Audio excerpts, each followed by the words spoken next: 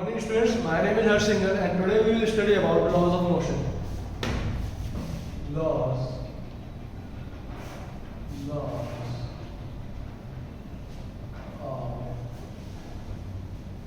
motion. What do we understand by motion? Motion is anything with an object is in motion. मतलब मैं move कर रहा हूँ, मैं लिख रहा हूँ, मोशन हो रहा है मार्कर का, डस्टर मूव कर रहे हैं, गाड़ी चल रही है, पंछी उड़ रहा है, हर चीज मोशन। मोशन क्यों हो पाता है? मोशन क्यों हो पाता है? फोर्स की वजह से। फोर्स क्या है? फोर्स क्या है? फोर्स क्या है? External agent acting on a body to change its shape, size and direction. Force वो एक्सटर्नल एजेंट है जो कि हेल्प करता है मोशन करने में, किसी भी ऑब्जेक्ट को मूव करने में जो एजेंट हेल्प करता है उसको फोर्स कहते हैं, और जो इसको अपोज करता है उसको इनर्शिया कहते हैं। इसको इनर्शिया कहते हैं। Inertia is nothing but the repulsive force और the resistant force, the property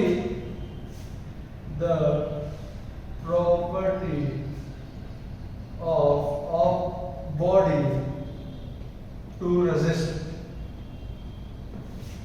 Property of a body to resist the movement. Resist what? Movement. तीन तरह के इनर्शिया होते हैं: inertia at rest, inertia of rest, inertia of motion and inertia of direction.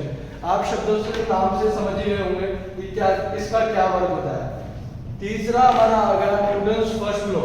First law of motion, Newton's first law और first law of motion. ये हमारे Newton भैया ने दिए थे, वही न्यूटन भैया सेब वाले, इनके सर पे सेब गिरने से उन्होंने ग्रेविटी की खोज कर दी थी। इन्होंने क्या तीन कानून दिए। पहला कानून इन्होंने दिया कि अगर कोई ऑब्जेक्ट है ना, अगर कोई ऑब्जेक्ट है, ये कोई ऑब्जेक्ट है, जब तक ये तब तक नहीं हिलेगा जब तक तुम उसको परेशान नहीं करोगे। अगर कोई बच्चा वहां पे सो रहा है तो तब तक नहीं उठेगा तुम उसको पड़ोस वाला नहीं बताएगा कि भाई ये तो सो रहा है, सर ने देख लिया है, वो तो सोता ही रहेगा ना।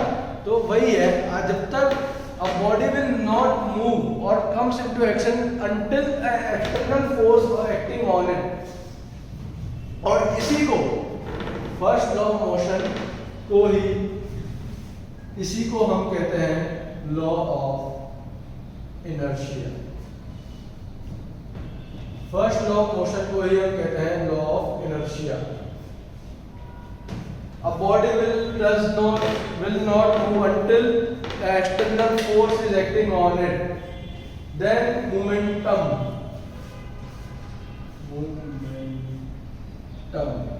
What is momentum? Momentum is nothing but the product of mass and velocity. Product of mass and velocity. Mass and velocity का प्रोडक्ट है। दूसरा आ गया इम्पल्स।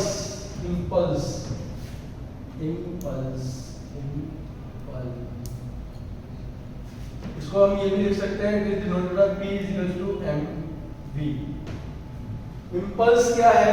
इम्पल्स एक वो पॉइंट है, एक वो टाइम है जिस टाइम पर बॉडी जस्ट मूव करती है। ये वो मोमेंट है जिस मोमेंट पे डस्टर मूव कर गया मेरे हाथ से, ये वो मोमेंट है, ये वो टाइम है। इसका फॉर्मूला है, ये J से डिनोट होता है, ये P से डिनोट होता है। इसका फॉर्मूला है J is equals to force, जो फोर्स लग रही एक फ्रैक्शन टाइम के डेल्टा टी के फोर्स को क्या लिख सकते हैं? फोर्स को हम लिख सकते हैं delta P by delta T। Delta P by delta T क्यों लिख सकते हैं? मोमेंटम, एक पर्टिकुलर मूवमेंट जिस टाइम पे वो फोर्स जिस टाइम पे वहां लग रही है, उतनी सफिशिएंट फोर्स जो उसको मूव करा देगी, इसलिए हमने लिखा delta P by delta T. Delta T से डेल्टा टी कट जाएगा तो J equals to delta P, मतलब sum of all the momentum acting on a body to move, to just move its original place to another, just move, just बिल्कुल इतना सा। Then एक question लेते हैं चलो, let's take an example, very easy example we have here. There is a ball of 200 grams throw with an initial velocity of u 10 meter per second on an elastic surface, ये pen पर elastic नहीं है तुम्हारी, ये elastic मतलब जिस force, जिस velocity, जिस स्पीड से मैं ऑब्जेक्ट फेंकूंगा वो उसी स्पीड से, उसी वेलोसिटी से, उसी फोर्स से वापस आएगा। मतलब इसका u और इसका v सेम होगा। क्या सर इसकी डायरेक्शन चेंज हुई तो क्या इसके सिंबल्स में भी डिफरेंस होगा? हाँ, हमने +10 मतलब हमने 10 से फेंकी थी, इसकी डायरेक्शन चेंज हुई, ये नेगेटिव होगी वेलोसिटी, इसकी वेलोसिटी जो फाइनल वेलोसिटी है वो नेगेटिव होगी। फॉर्मूला भी है डेल्टा पी, मूवमेंट निकालना है, P final minus P initial, P final क्या है? mu, mv minus mu, mv हमारा कितना है? 0.2 ग्राम को केजी में किया, 200 ग्राम को तो 0.2 केजी इंटू -10 माइनस 0.2, वेट तो चेंज नहीं हुआ, into 10, 2 -2, this 10 -2 equals to 4 kg metre पर सेकंड। ये हमारा मूवमेंट आया, इक्वल साइड की डेल्टा पी सेम है। फिर क्या होगा? फिर आएगा second law of motion, Newton भैया का second law of motion. Second law of motion क्या कहता है? सेकंड लॉ ऑफ मोशन ये कहता है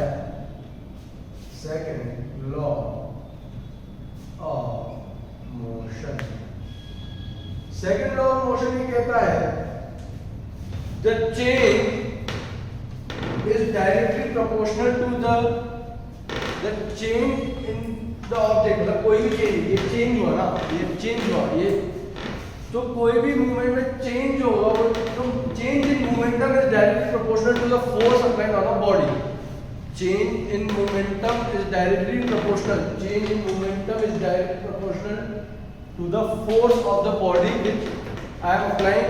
मतलब इस बॉडी पे मैं जितनी फोर्स लगा रहा हूँ, इसका मूवमेंट चेंज होने पे जो मैं फोर्स लगा रहा हूँ वो डायरेक्टली प्रोपोर्शनल होगा फोर्स के। मतलब कि फोर्स के डायरेक्टली प्रोपोर्शनल होगा चेंज इन मोमेंटम। तो जो फोर्स है, फोर्स हमारा डेल्टा पी हम लिख सकते हैं। Force is directly proportional to the momentum. Momentum को क्या हम m into v लिख सकते हैं? हाँ, m into v होता है मास into वेलोसिटी।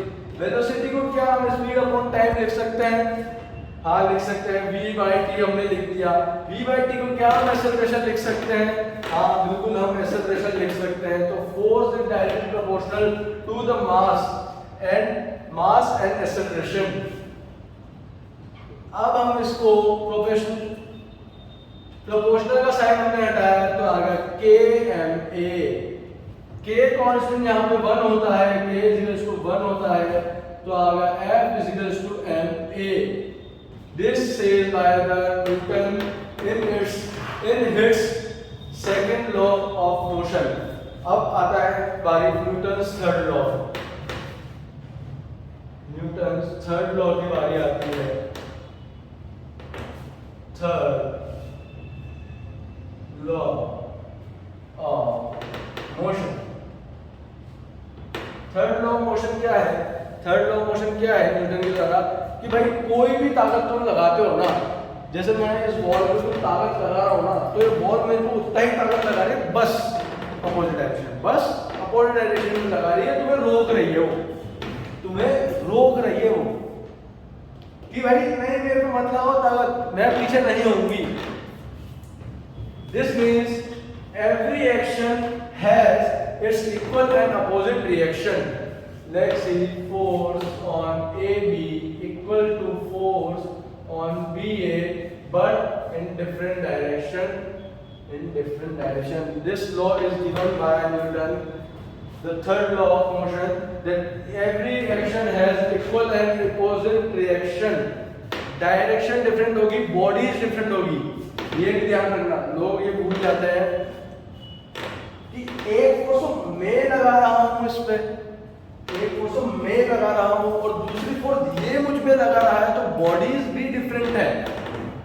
एक मैं उस पे लगा रहा हूं, एक उसने मुझे 100 रुपए दिए और मैंने उसे 100 रुपए दिए, उसमें फर्क है ना। तो बस वही बात है कि वो मुझ पे फोर्स लगा रहा है, मैं उस पे फोर्स लगा रहा हूं, बॉडीज डिफरेंट होंगी, डायरेक्शन डिफरेंट होंगी, क्योंकि डायरेक्शन रिवर्स होगी। Magnitude of the force will be equal, magnitude of the force will be equal. अब हम क्वेश्चन देखेंगे, हम क्वेश्चन देखेंगे इस पे। there is a block, there is a block, there is a block, there is a block, there is block 4 block of mass 1 2 3 4 kg. A 30 Newton force I am applying on it, a 30 Newton force I am applying on it. Then calculate the force per block.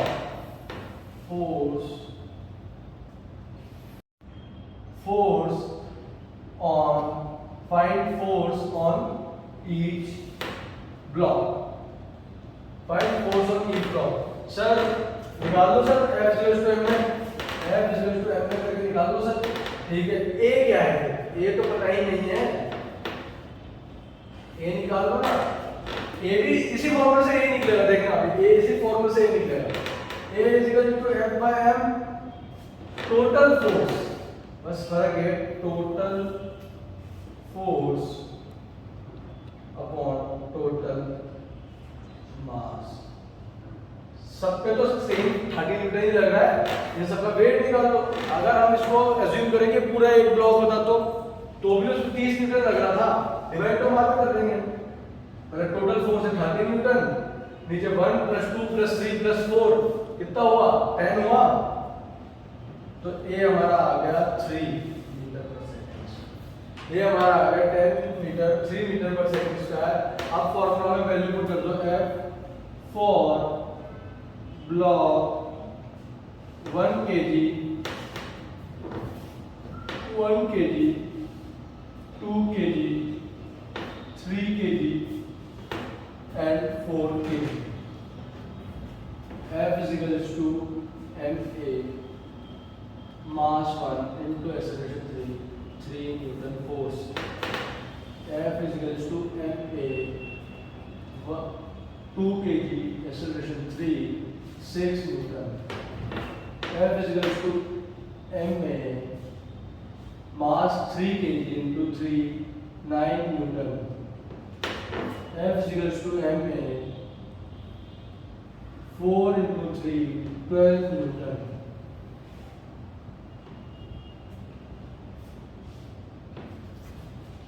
Then force on each and single body is 3 Newton, 6 Newton, 9 Newton and 12 Newton। इतनी force in पर लग रही होगी, इतनी force in पे लग रही होगी। अब सेकंड हम लास्ट देखते हैं, ये हमारा अभी का लास्ट टॉपिक होगा टेंशन। ये हमारा लास्ट टॉपिक होगा टेंशन। टेंशन क्या है? जो कि तुम कर रहे हो सर, हम इतना सारा कैसे पढ़ेंगे, ये तो हमारे सर के ऊपर से चला जाएगा, सर आईआईटी में रैंक मिलेगी नहीं मिलेगी। ये वो टेंशन नहीं है, वो टेंशन तो कोविड पाल तो हो जाएगा अभ्यास। टेंशन, टेंशन क्या है? What is tension? Tension is a repulsive force by a string और अ रोप। अगर ये एक ब्लॉक है, ये मेरा हाथ है, ब्लॉक है, तो ये मानो मेरा हाथ स्ट्रिंग है, ये एक धागा है या एक स्ट्रिंग या रोप है, यहाँ एक ब्लॉक लटका हुआ है, तो एक mg लग रहा होगा, इस ब्लॉक का कुछ मास होगा जो कि नीचे की तरफ इसको पुल करेगा। ये धागा है mg, इसके नीचे कुछ mg लग रहा होगा, कुछ एक टेंशन, कुछ एक फोर्स इसको रोक रही होगी कि नहीं भाई मैं तुझे नीचे नहीं गिरने दूंगा। कुछ होगा जो इसको नहीं गिरने दे रहा, वो होगा टेंशन फोर्स। ये टेंशन होगी स्ट्रिंग के अंदर जो कि उसे गिरने नहीं देगी नीचे, उसे गिरने नहीं देगी। This tension is a repulsive force by a string और a rope to and it is away from the object. Object तो ये ना, बॉडी तो ये ना, इसके अपोजिट डायरेक्शन में अवे, इससे दूर जाएगी। टेंशन हमेशा दूर लगती है, टेंशन को जितना दूर ना उतना ही अच्छा है। Tension is a repulsive force. देखिए हमने, अब चलो इसका एग्जांपल लेते हैं, एग्जांपल लेते हैं इसका एग्जांपल। पुली सिस्टम तो सबने देख ही लिया होगा, बुक में पुली सिस्टम कैसा होता है। ये पुली है हमारा 2 kg, एक और स्ट्रिंग अभी हमारी है 3 kg। अब इसमें टेंशन और स्ट्रिंग निकालना है। टेंशन दोनों में सेम होगा क्योंकि सेम स्ट्रिंग्स है, अलग अलग मास से है। ये भी समझ में आ रहा है कि नीचे जाएगा, एक्सेलरेशन नीचे की तरफ होगा, ये ऊपर जाएगा क्योंकि ये हैवी है तो ये नीचे ही आएगा, इससे एक्सेलरेशन नीचे होगा। 3 kg वाले ब्लॉक का 2 kg वाले ब्लॉक का एक्सेलरेशन ऊपर होगा, नीचे कुछ mg लग रहा होगा, इसमें कुछ mg लग रहा होगा। इसमें टेंशन निकालनी है, इसमें टेंशन निकालनी है। तो टेंशन निकालने के लिए FBD बनाओ पहले तो। 2 kg वाले ब्लॉक का FBD 3, ये 3 kg वाले ब्लॉक का FBD, नीचे mg, ऊपर टेंशन, नीचे mg, ऊपर टेंशन। इसका एक्सेलरेशन ऊपर है, इसका एक्सेलरेशन नीचे है। एक्सेलरेशन कैसे निकालेंगे, एक्सेलरेशन कैसे निकालेंगे? तो एक शॉर्ट ट्रिक है एक्सेलरेशन निकालने की। मास m2 minus m1 plus m2 plus m1 into gravity. तो ये हमारा आ गया 3 माइनस 2/3 प्लस 2 इंटू 10, हमारी 2 मीटर पर सेकेंड हमारा एक्सेलरेशन आ गया। अब टेंशन का क्या होगा, टेंशन का क्या होगा, T minus 2g equals to ma, T equals to ma minus 2g। m हमारा आ गया 2, a हो गया 2 माइनस 20, ये हमारा आ गया, नहीं ये इधर जाएगा प्लस में हो जाएगा, तो हमारा 24, टेंशन हमारा 24 न्यूटन हमारा टेंशन लगा। अब भाई चेक कर लो, इधर भी निकाल लो, 3 kg में भी, इस स्ट्रिंग में भी सेम टेंशन लग रहा होगा, स्ट्रिंग सेम है ना, तो इसमें हम कैसे निकालेंगे? अब इसमें एक्सेलरेशन अपोजिट साइड है, इसमें एक्सेलरेशन अपोजिट साइड है, तो इसमें होगा 3g minus t equals to ma, 3g minus ma equal to t, 30 minus mass, mass कितना है 3 into 2 equal to t, 30 minus 6 equals to t, 24 equals to t, t is equals to 24। Hence prove कि हमारी जो tension आएगी string के अंदर वो 24 आएगी, क्योंकि ये सेम स्ट्रिंग है जो दोनों साइड लाया कर रही है। तो आज के लिए इतना ही, ये हमारा टॉपिक था laws of motion. Thank you and good day.